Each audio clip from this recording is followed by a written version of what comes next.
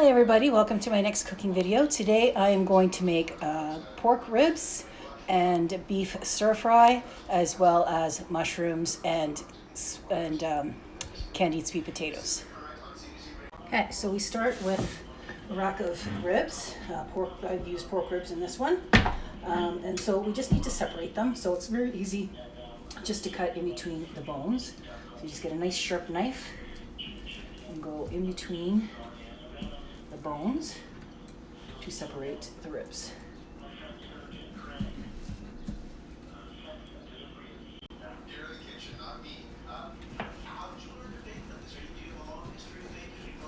Sometimes there's a little bit of muscle, you just cut through it, so you need a sharp knife. There we go. A little pressure on it, so you just separate the ribs. In this demo, we want a little bit more fat on the ribs, so I'm not going to trim the fat. They're good as they are for what I need it for. So you just keep separating the ribs through the whole rack, and then we'll move on to the next step.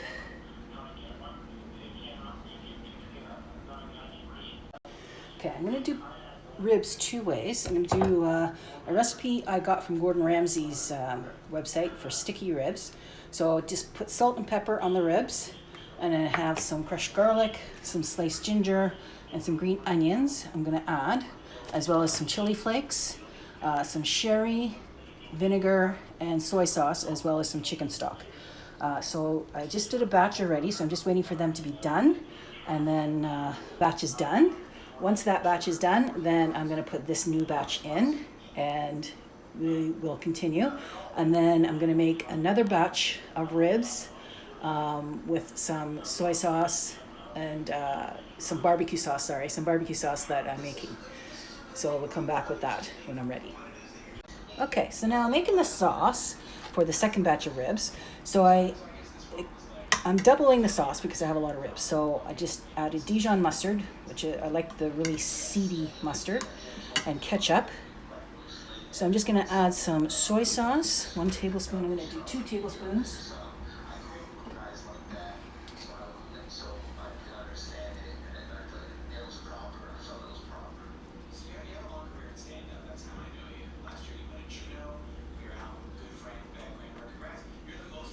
I'm going to double everything.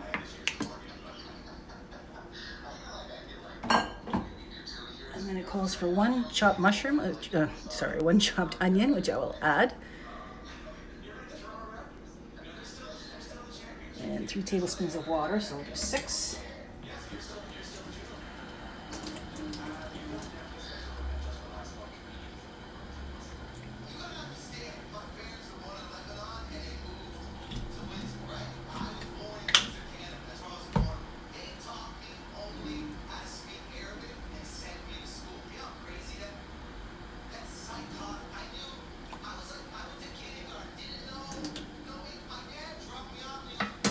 Tablespoons of water, and 1 teaspoon chili powder, and 1 tablespoon light brown sugar. So let me add those, and I will be back.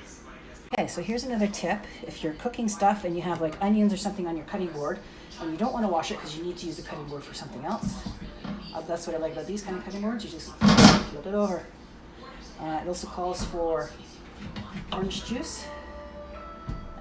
Since I don't have any orange juice, what I'm going to do is I'm just going to put some juice in here. Just squeeze it in. It's an easy thing to do. If you don't have orange juice, you don't usually use orange juice. So, take the pulp out.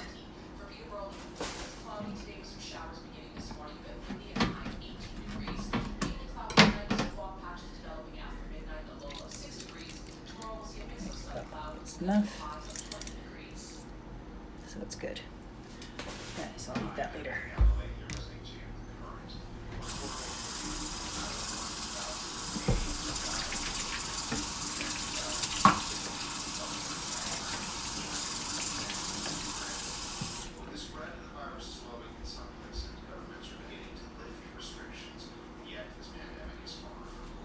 So just mix that up together.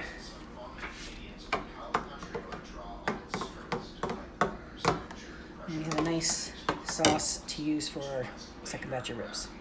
Okay, so these ribs just came out of the oven, and I'm just gonna put them back on the heat on the stove and let the sauce thicken up a bit. And then we will try those to see if that Gordon Ramsay recipe worked. If it didn't, then I'll just go with mine. But at least I tried this one. So I'm just gonna keep cooking these in this sauce until it thickens up. Okay, so here's my next batch of ribs. So this recipe says to heat the ribs up, caramelize them on each side. So do about 5-10 minutes on each side. Then I'll flip them over. I put lots of salt and pepper on each to season them. So I will cook these and then take them off the heat and then put them back in with the sauce that I made. And we want to cook them until we get this nice caramelized color on both sides. Okay, so the next step to add is 1 cup of chicken stock, and then we let that boil, and then the next step is to add the sauce. Okay, next step is to cover, reduce the heat, and let it simmer for about 20 minutes. I'm going to turn that down to medium, and I'm going to let that simmer for about 20 minutes. Okay, so my first batch is simmering. I added the sauce to it, so I'm just waiting for that to thicken up. And I started my second batch, and you'll see we've already gotten some nice color to them. Okay, so the last batch of ribs are now in the skillet, and second batch are almost done. And here is the final product so far, and they look really nice and saucy, if that's the term. But they look really delicious, and I just want to eat them myself, but I have to hold back. Okay, so the last batch is now mixed in with the sauce, and I just have to let that simmer for about 30 minutes or so. I keep turning it and adding the sauce to the top. And here's the finished product. Let me take the spoon out. Here is the finished product. They look really, really good. So that is glazed barbecue pork ribs.